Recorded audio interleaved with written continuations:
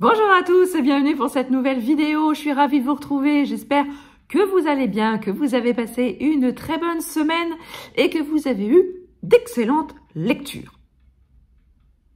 Je vous prends, moi j'ai un petit peu de mal à avaler, je vous prends pour une vidéo qui n'était pas prévue, mais que j'avais envie de tourner. Ça va être une vidéo tag.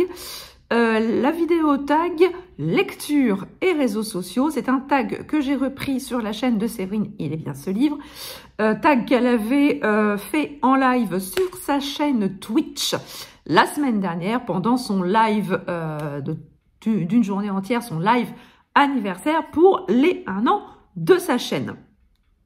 Et donc, j'ai récupéré les questions et je me suis dit tiens, ça va être sympa aussi de tourner cette vidéo tag. J'en fais très peu parce que j'en trouve assez peu qui me conviennent tout simplement. Je me suis dit que celui-là, ça permettait aussi de faire un peu une vidéo blabla, histoire de connaître un petit peu mes habitudes de lecture et mon parcours de lectrice aussi, pour ceux qui ne me connaissent pas encore tout à fait. Alors, je vais boire un petit coup, hein, voilà, dans mon mug, les enquêtes d'Anna Swensen, hein, du Cherche Midi, qui est parfaitement raccord avec le Black November. Hein, je n'ai pas de tasse, hein, Black November. Si j'étais créatrice de mug, je pense que j'aurais pu créer un mug Black November. Donc, avis aux créatrices, si vous voulez vous lancer dans un mug Black November, je suis preneuse. Voilà. Voilà. Le message étant passé, ça c'est fait. Bref. Donc, première question. Comment as-tu découvert que les réseaux sociaux permettaient de chroniquer ou parler de ses lectures? Alors, moi, il faut savoir que je suis une lectrice old school. Je m'explique. Je ne sais pas si vous le savez, mais je vous le dis, j'ai un blog lecture depuis 2010, donc ça fait maintenant 12 ans que je tiens un blog lecture. J'avais découvert, voilà, moi je fais partie de la génération. Je fais partie des gens qui ont découvert qu'on pouvait parler de lecture sur Internet par le biais des blogs. À la suite de ça, je suis tombée sur plusieurs forums de lecture avec des gens qui étaient aussi passionnés que moi de lecture, qui avaient des livres, en veux-tu, t'en as là, un peu partout chez eux, qui, malgré une palle monstrueuse, continuaient à acheter des livres, à en emprunter à la bibliothèque. Voilà, qui se complaisaient un peu, un peu comme l'oncle Picsou, qui va faire un petit plouf dans son coffre-fort avec ses pièces. Moi, j'ai été un lecteur qui faisait un petit plouf dans ses livres. Voilà. Et donc, je suis tombée sur plusieurs forums, avec notamment le forum Plume Libre, où j'ai découvert des gens qui étaient aussi siphonnés que moi de lecture. Et au bout de quelques 10-15 ans, eh ben, on est toujours copains. On se retrouve au minimum une fois par an au Quai du Polar. C'est la grande messe, c'est le grand rendez-vous de l'année où on se retrouve tous et où on passe d'excellents moments. Et comme je le dis toujours, ce qui se passe à Lyon reste à Lyon. Par la suite, je suis devenue chroniqueuse sur le site Plume Libre. Je le suis toujours d'ailleurs. Je vous partage assez régulièrement les publications du compte Plume Libre. D'ailleurs, si vous voulez, je vous encourage à vous abonner au compte Plume Libre sur Instagram, où vous aurez le lundi, c'est qu'est-ce qu'on lit, et les jeudis, vous avez les avis express des chroniqueurs, voilà, pour vous donner encore plein d'idées lecture. Et bon, voilà, au fur et à mesure, bon an, mal an, le blog a suivi sa vie, les forums ont vécu leur belle vie, est arrivé Facebook, est arrivé Instagram, est arrivé Twitter, et par là même est arrivé YouTube. Donc, on échangeait vraiment plus il est arrivé qu'on a un petit peu délaissé le forum pour aller discuter lecture sur Facebook, sur différents groupes de lecture, après sur Instagram, et puis bah, voilà, j'ai décidé de sauter le pas en janvier 2020 où j'ai créé la chaîne YouTube Totally Brune, histoire de faire voilà, mon entrée, mon entrée dans dans ce qui s'appelle les réseaux sociaux littéraires 2.0, tout en gardant bien évidemment le blog, hein, où je continue à faire mes chroniques écrites. Donc si vous voulez aller jeter un coup d'œil, n'hésitez pas, c'est gratuit, ça fait plaisir et ça ne fait de mal à personne. De toute façon, vous retrouvez en barre d'infos tous mes liens, là où je suis, sur Livre Addict, voilà, sur Facebook, sur Insta, sur Twitter, voilà, et l'adresse du blog, hein, bien évidemment. Et donc, c'est comme ça que je suis arrivée dans le monde des réseaux sociaux littéraires. Deuxième question, par quel réseau social as-tu découvert ce monde de chroniqueurs, influenceurs littéraires? Voilà, je pense que j'ai commencé à répondre à la question dans la première. Ouais, je dirais foncièrement par les blogs, ensuite par Insta et par YouTube. Voilà, tout simplement. Insta, je pense que maintenant Instagram a vraiment pris une place assez importante dans le monde des réseaux sociaux littéraires, où on a beaucoup de comptes livresques, et je trouve ça très sympa d'ailleurs. Il y en a, forcément il y a les plus connus, mais il y a aussi des plus petits comptes. Je me compte hein, dans les plus petits comptes. je me compte dans les petits comptes où voilà, où on a des pépites méconnues, mais et ça a permis de rencontrer des gens très sympas, mais ça j'en parlerai peut-être dans d'autres questions. Troisième question, y trouves-tu plus d'avantages que d'inconvénients pour ta vie de lectrice lambda? Alors je dirais des avantages, oui, parce que ça permet de faire des découvertes à la fois de contes et de lecture, des livres pour lesquels on serait complètement passé à côté. Et puis rencontrer des gens aussi tout aussi passionnés que nous. Ça, je trouve que c'est absolument génial pour ça. Et alors les inconvénients, bon, est-ce qu'on peut dire que l'augmentation de la palle et de la wishlist est un inconvénient? Je ne sais pas. Étant donné qu'on est des indécrottables lecteurs et accumulateurs de bouquins, je ne sais pas si on peut considérer ça vraiment comme un handicap ou un inconvénient. Mais grosso modo, oui, j'y vois des avantages tout simplement pour les découvertes livresques. Et les inconvénients, bon, j'en vois pas tant que ça. Voilà. Pour ma vie de lectrice. Grosso modo, je vais vous dire... Alors voilà, ça rejoint la quatrième question. Est-ce que ça a changé ta façon profonde de lire? Et alors là, je vais ménager un suspense de gueudin. Roulement de tambour. Non, ça n'a absolument pas changé ma façon profonde de lire. Je lis toujours autant. Je lis en moyenne 10-12 livres par mois. Et comment vous dire que ça n'a absolument pas changé ma façon profonde de lire. J'ai des routines, voilà, une journée type de lecture. Je me lève, je prends mon petit déjeuner, je lis en prenant mon petit déjeuner. J'ai 40 minutes de transport pour aller travailler, je lis dans les transports. Voilà, je déjeune sur mon lieu de travail, donc sur ma pause déjeuner, je lis. Quand je rentre chez moi, je lis dans les transports également, et je lis le soir un petit peu avant de me coucher. Donc, grosso modo, ça n'a absolument pas changé ma façon profonde de lire.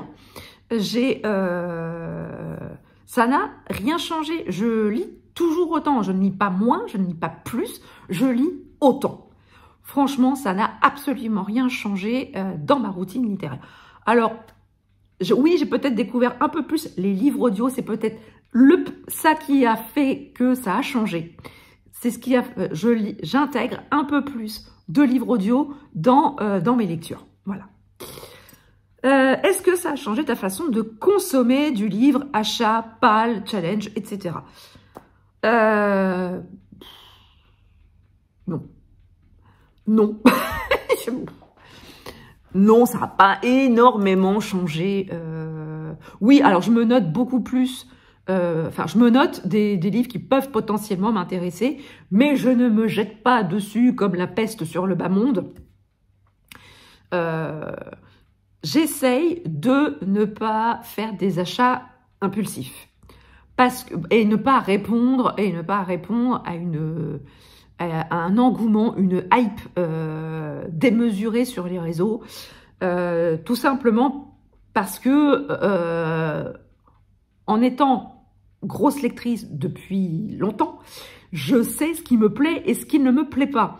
Et quand je vois des romans partout sur les réseaux, ah, lisez-le, c'est génial, c'est machin, et que je sais pertinemment que je n'aimerais pas, eh ben je n'y vais pas.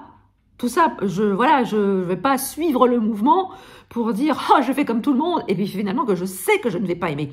C'est pas le but après de dire bah non, je vais pas descendre un bouquin parce que j'ai suivi bêtement une hype et que je sais pertinemment que je n'aimerais pas.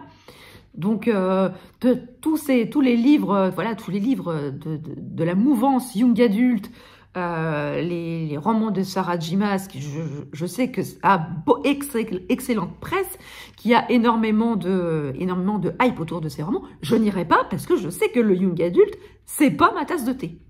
Tout simplement. Je sais que je n'irai pas. Parce que je veux pas suivre le mouvement.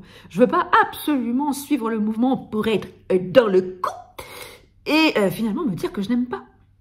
C'est ridicule. C'est complètement ridicule et ça va complètement à l'encontre de ce que je suis.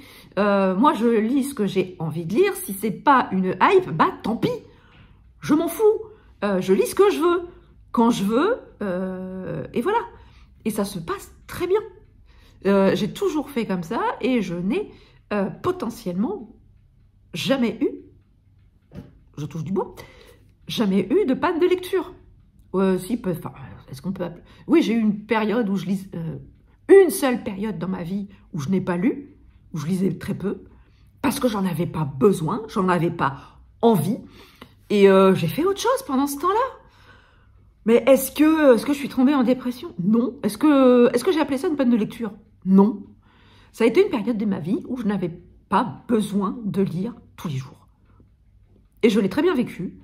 Et une fois que je m'y suis remise, eh ben, je n'ai jamais arrêté. Et comme je le dis toujours, peut-être que le secret pour ne pas avoir de panne de lecture, c'est de suivre ses envies, c'est de suivre son instinct de lecteur, et c'est de lire de tout, d'alterner les genres. Ne pas s'enfermer dans un genre précis. C'est le meilleur moyen pour se dégoûter d'un genre et de la lecture et d'avoir ce qu'on appelle des pannes de lecture. Donc voilà. Alors, décidément, Jean-Jacques Transition est là. Prochaine question. Lis-tu encore spontanément des livres sans en avoir entendu parler ou vu sur les réseaux sociaux? Eh bien oui. Oui, tout simplement, oui, 3 fois oui, 5 fois oui, 1000 fois oui. Bien évidemment que je lis des livres que je n'ai absolument pas vus sur les réseaux sociaux. Et c'est tant mieux. Et c'est tellement bien. Je vous avais fait d'abord aussi 2 vidéos, je crois, sur les oubliés de Booktube, des livres qu'on ne voyait quasiment pas ou peu sur les réseaux, que ce soit sur YouTube ou sur Instagram ou sur d'autres réseaux.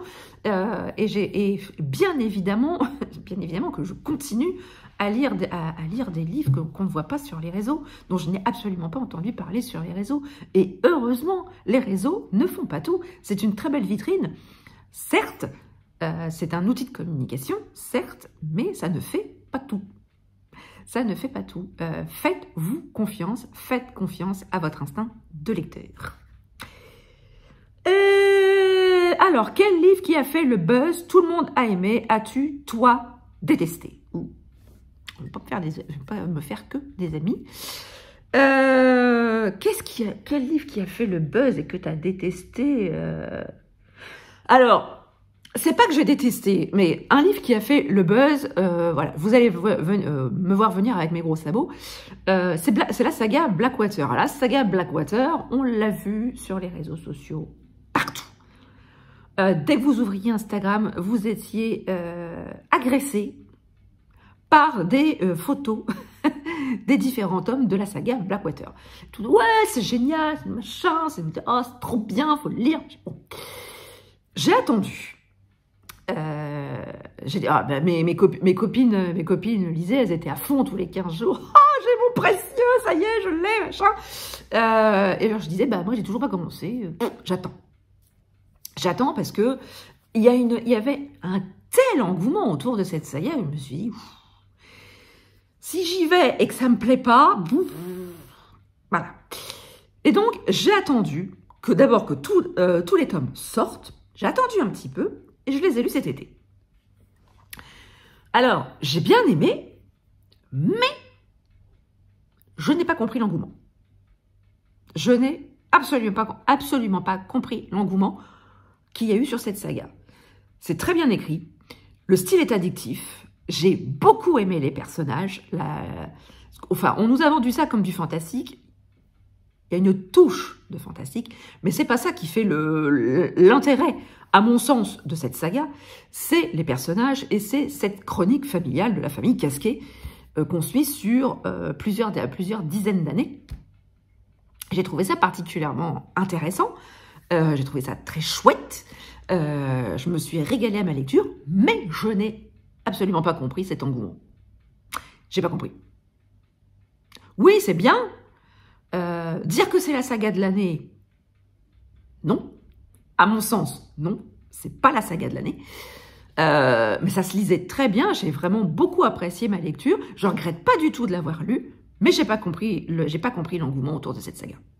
Voilà.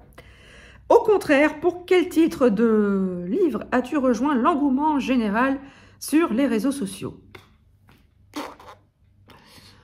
Ah là là, il y a des questions quand même sur ce tag qui me posent souci parce que, je vais vous dire, hein, très sincèrement, par moments, je me sens mais tellement à contre-courant des réseaux sociaux, les enfants. Ah là là, là, je suis très embêtée parce que j'ai rien qui me vient là, l'idée.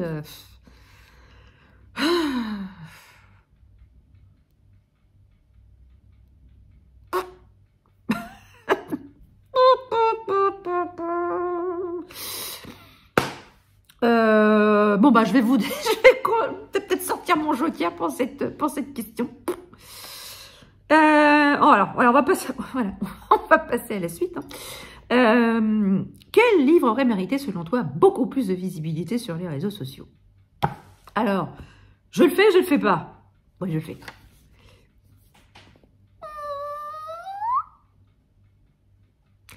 Est-ce que je peux profiter de cette question pour remettre une petite couche et replacer la saga des Chroniques de Sainte-Marie de Jodi Taylor?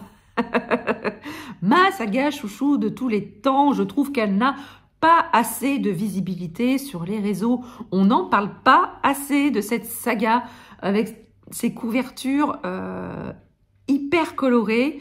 Ça rend super bien dans la bibliothèque. J'adore les personnages, j'adore les bons dans le temps.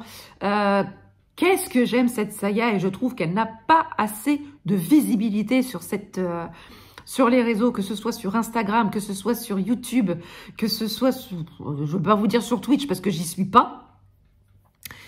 Sur TikTok, n'en parlons pas. Je pense pas. Hein, je pense qu'il y a plus une team. C'est plus la team Young Adult qui est sur TikTok. Je pense que c'est plutôt ça se passe au niveau génération. Hein, c'est un truc générationnel plutôt. Mais voilà. Je profite de ce tag pour vous en remettre une petite couche là-dessus. Voilà. Au final, quel réseau social t'influence le plus? Je dirais YouTube, parce que je continue à regarder les vidéos des gens que je suis. Et Insta viendra après. Voilà. Insta viendra après. Mais voilà, moi je reste encore Je viens d'arriver sur YouTube, je suis encore jeune, hein, jeune utilisatrice et créatrice de contenu sur YouTube. Ça va faire 3 ans en janvier. Mais voilà, par rapport à d'autres, ça fait extrêmement peu de temps que j'y suis. Et j'y suis bien. Il y en a beaucoup qui ont migré sur Twitch pour des raisons qui leur sont propres. Et ça marche pour eux et c'est tant mieux. Mais moi, je suis bien sur YouTube. Hein, pour être tout à fait honnête, je suis assez bien. Donc voilà, moi je suis très bien et sur Insta, ça se passe plutôt pas mal. Alors, voilà, c'est un peu plus de, voilà, on est 580 et un peu plus de 600 sur YouTube. Moi je trouve que c'est plutôt pas mal. Hein, on est plutôt pas mal. Que penses-tu des influenceurs du livre rémunérés pour parler de tel ou tel livre? Est-ce que ça a changé la vision que tu avais de cet influenceur? Non. Que des influenceurs et des partenariats rémunérés pour parler d'un livre en particulier avec des maisons d'édition ne me pose absolument aucun problème.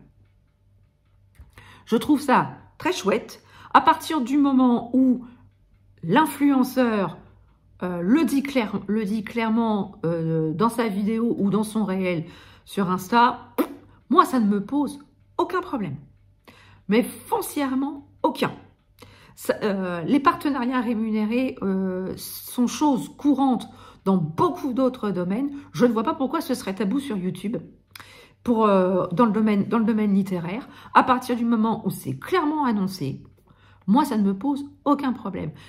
Steph de Piketty fait régulièrement des partenariats rémunérés. Est-ce que ça a changé ma vision d'elle? Pas du tout. Je continue à la suivre parce que je trouve que elle est pétillante, elle est géniale, elle a un humour comme le mien. Donc c'est peut-être pour ça que j'aime la suivre. Récemment, Estelle de Compte Petite Lectrice a fait une vidéo spécifique sur Celle qui brûle de Paula Hawkins avec un partenariat. Je ne sais pas s'il était rémunéré, ceci étant, mais elle a fait un partenariat avec Pocket. Est-ce que ça m'a gênée? Est-ce que ça a modifié ma vision d'Estelle? Pas du tout, parce que j'adore suivre cette fille. Elle est lumineuse, elle est fraîche, elle est simple, et elle est adorable. J'ai eu l'occasion de la rencontrer à Lyon cette année, au Quai du Polar. Elle est comme dans la vraie vie, comme elle est en vidéo. Ça n'a absolument pas changé ma vision des choses.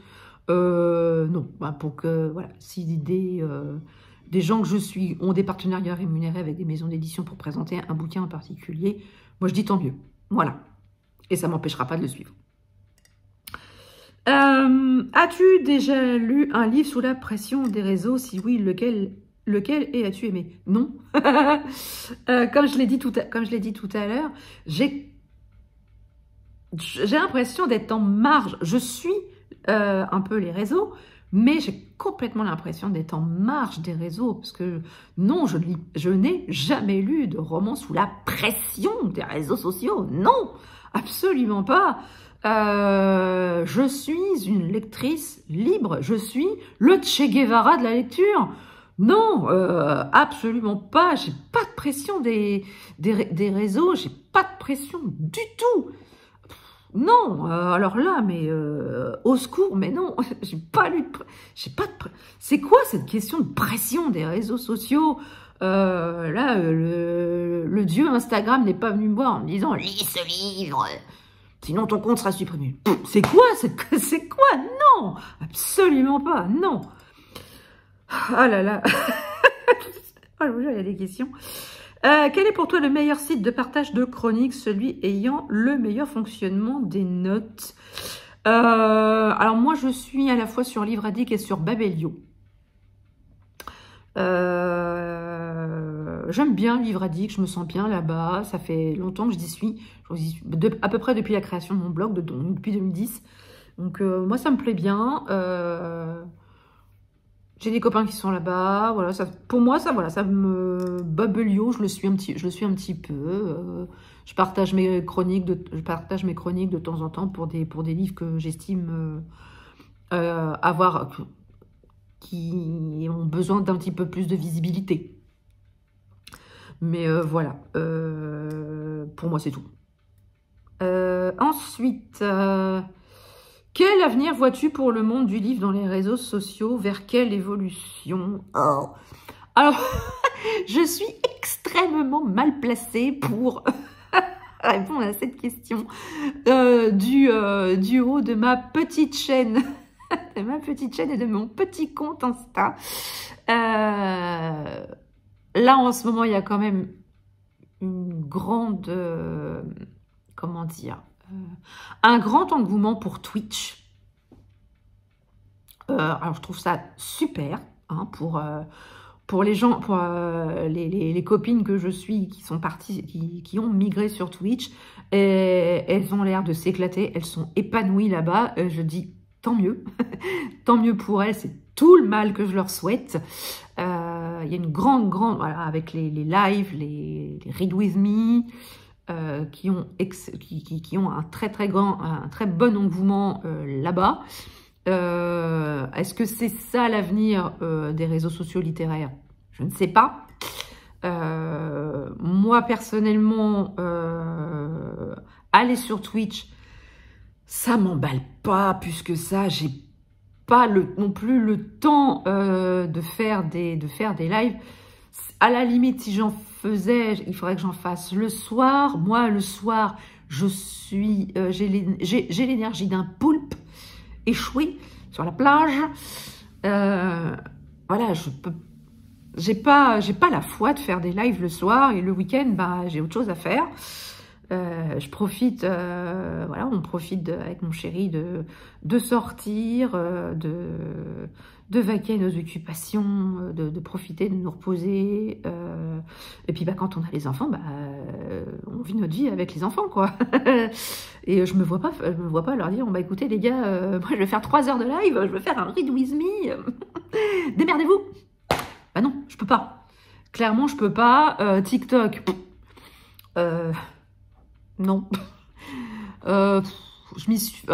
J'avais installé l'application sur mon ancien téléphone, je l'ai même pas remis sur le nouveau. Parce qu'on voit tellement de trucs. Oh, il y a des trucs bien, hein, mais faut, voilà, c'est comme pour tout, hein, faut trier le bon grain de l'ivraie, n'est-ce pas? Mais clairement, pour moi, c'est pas TikTok, c'est pas pour moi. Déjà, j'ai énormément pris sur moi pour aller sur YouTube. C'est pas pour me déguiser en licorne et aller sur TikTok. Voilà, donc voilà, peut-être que l'avenir est à TikTok et à Twitch. Moi, j'avoue que je pense que je resterai sur la bande d'arrêt d'urgence de l'autoroute du Read With Me et de Twitch. Voilà, comment vous dire. Je pense que je vais rester là, hein, là où j'en suis, hein, sur l'aire d'autoroute de YouTube. C'est très bien. Je vais m'installer et puis voilà. Mais pour moi, je sauterai. Je ne pense pas sauter le pas. Pas dans l'immédiat. Peut-être qu'un jour, je dirais peut-être. Ça me prendra comme une envie d'aller aux toilettes. Je vais me dire, oh, allez, bon, ça y est, je lance ma chaîne Twitch. On sera 2. On sera 2 et on fera des Read With Me à 2. Mais non, là, pour l'instant, c'est pas du tout mon kiff. C'est pas du tout ce que je veux, ce qui me correspond pour l'instant.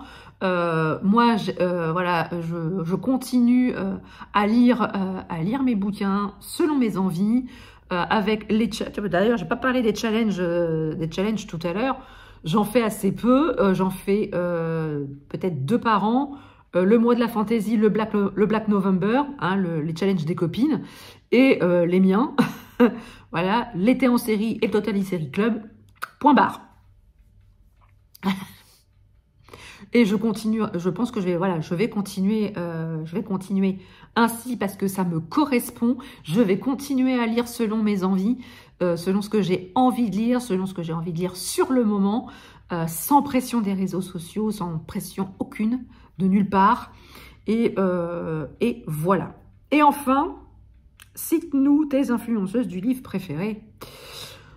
Bon alors... Parmi les plus connus, Steph de Piketty, Séverine dit bien ce livre, Caro de la chaîne Miss Caro Livre, Madame Chachali, Triple L de Mag, Petite Lectrice, c'est du Café des Livres, j'aime beaucoup suivre Sophie aussi, les copains, Rose, Rendez-vous livresque, ma copine Natacha, Lisa Giraud-Taylor, bien évidemment, l'ami Jérôme sur Instagram, et puis Au pays de Toti, les chouettes lectures d'Aurine. Enfin, voilà, je vais pas tous les citer, mais les copains, voilà, vous le savez, cette année, j'avais demandé à vraiment des gens que je savais qui joueraient le jeu. Flowfly, mon petit Flowfly, mon petit Flo, comment t'oublier, mon petit poulet. Il y a aussi Chronique livresque, l'ami Théo. Enfin voilà, je vais pas tous les citer, mais oui, alors sur Instagram, il y a Céline, il y a Armance, pour les recommandations fantasy SFFF. Voilà, ce sont à L2 mes bibles. Il y a Stéphanie, Chronique de Lully, enfin, et tellement d'autres. Voilà, l'été en série cette année, on a pu créer un groupe de copains assez, je le pense, assez, enfin, je l'espère, assez soudés. Alors, évidemment, oui, ce sont des petits comptes et des petites chaînes, mais voilà, j'ai découvert des gens absolument formidables. Des gens qui ont une même passion du livre, qui sont extrêmement attachants, qui gagnent à être connus, des gens qui ont beaucoup d'humour, et voilà, qui gagnent à être connus. Voilà, c'était l'instant pub, c'était l'instant pub de cette vidéo. Enfin voilà, j'ai oublié Manon de Vibration Littéraire, si elle voit sa vidéo, elle va me frapper. Pardon. Voilà, je pense que j'en ai encore oublié beaucoup, mais voilà, ce sont des gens que les gens que je suis principalement. Ah oui, il y a Chacha, de encore un livre. Il y a Katia. Enfin voilà, il y a tellement de noms, et je voudrais pas tout, enfin, si, je voudrais tellement tous les citer sans en oublier, parce que sinon je vais me faire frapper. Enfin, frapper non, mais voilà, je voudrais pas créer des dramas. Il y en a déjà suffisamment comme ça sur les réseaux. Donc voilà, cette vidéo est à présent terminée. J'espère qu'elle vous aura plu. N'hésitez pas à me dire en commentaire, à répondre à certaines questions en commentaire.